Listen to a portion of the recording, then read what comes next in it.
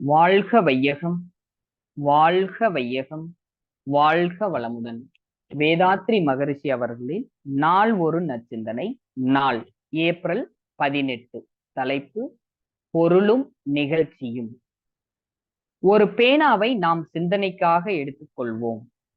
பேனாவை பார்த்து இது பொருளா அல்லது நிகழ்ச்சியா என்ற வினா எழுப்புங்கள். கையினால் தொட்டு உணர முடிவதாலும் கண்ணால் பார்த்து உணர முடிவதாலும் பேனா ஒரு பொருள்தான் என்று கருத நேரும். மேலே சொல்வோம்.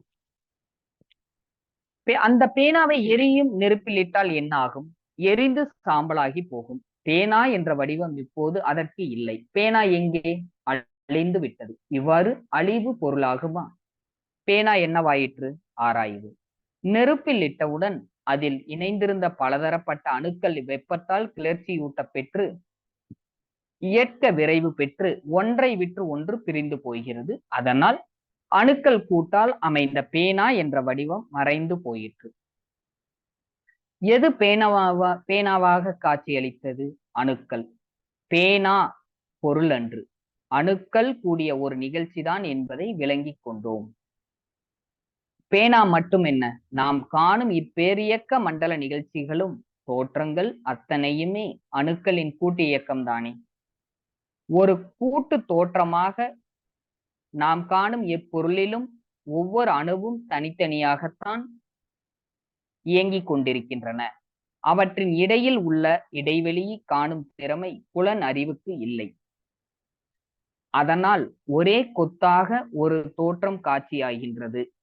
இவ்வாறு அந்த அடிப்படையில் ஆராய்ந்தால் பிரபஞ்ச தோற்றங்கள் அத்தனையும் நிகழ்ச்சிகளே என்ற முடிவுக்கு வருகிறோம்.